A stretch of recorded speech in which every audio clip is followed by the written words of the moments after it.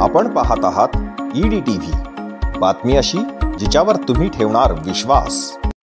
जालना शहरातील गांधीनगर भागामध्ये मोकाट कुत्र्यांच्या हल्ल्यात 7 वर्षाच्या मुलीचा दिनांक 6 रोजी मृत्यू झाला होता। या प्रकरणी शहरात महानगरपालिकेच्या विरोधात संतप्त प्रतिक्रिया उमटल्या।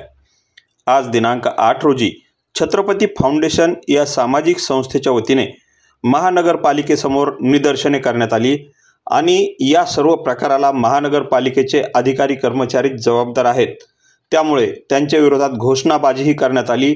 तसेच बेशर्माची झाडे महानगरपालिकेला देऊन या संतप्त प्रतिक्रियांना वाट मोकळी करून देण्यात आली।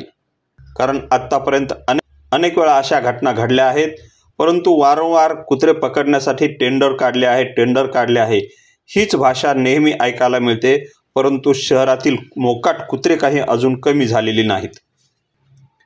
या प्रतिक्रियांसोबतच महानगरपालिकेच्या अधिकाऱ्यांवर पैसे घेतल्याचा आरोपही करण्यात आला आहे। काल आमची एक मातंग समाजाची मुलगी वारली कुत्र्या चाव्यामुळे। वारंवार विविध सामाजिक संघटनेने निवेदन दिलेले कुत्रे पकडाने नुसतं पैशाच्या मागे फिरा काय युक्त का? मग आज कशा पद्धतीने आंदोलन केलं तुम्ही? आम्ही बेशरम आंदोलन केलं, कारण की संतोष कांडे परत जातो परत येतो काहीतरी वरती चिरीमिरी करून, म्हणून बेशरम आंदोलन केलं आपण। 50-50 लाख रुपये देतो। बेशरमाची झाडे वगैरे आणली होती? आणली नाही, आपलं ऐकतं का? आपल्या महापालिकेच्या दारावरती देऊन टाकले, तोरण बी लावलं समोर। भविष्यात जर काही अशा मागण्या नाही झाल्या मान्य, काय पुढील ध्येय धोरण आहे? आता माझ्या अंगामध्ये रक्त तर पॅन्थर आहे, मी एक कट्टर आंबेडकरवादी आहे। काय इसका राहतो त्याला कळून जाईल ना। आज लोकशाही मार्गाने केल्यानंतर पॅन्थर स्टाईलने उत्तर देऊ त्याला। त्याने काल जे करायचं केलं त्याने, कोणाला धरलं, कोणाकडून काय करून घेतलं पुरं ते बी आमच्याकडे रेकॉर्डिंग आहे। घाटीमध्ये जाऊन PM रूम जवळ काय केलं आमच्याकडे सगळे पुरावे आहेत, ते बी उघड करू। काय केलं PM रूम जवळ? एका वरिष्ठ अधिकाऱ्याला धरून ते घरच्याला मॅनेज करून टाकलं। घरच्याने एक बी काय तक्रार दिली का? तुम्हाला माहिती ना सगळं, दिली का तक्रार?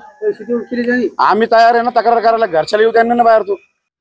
दरम्यान महानगरपालिकेच्या प्रवेशद्वारावरच हे आंदोलन सुरू होतं।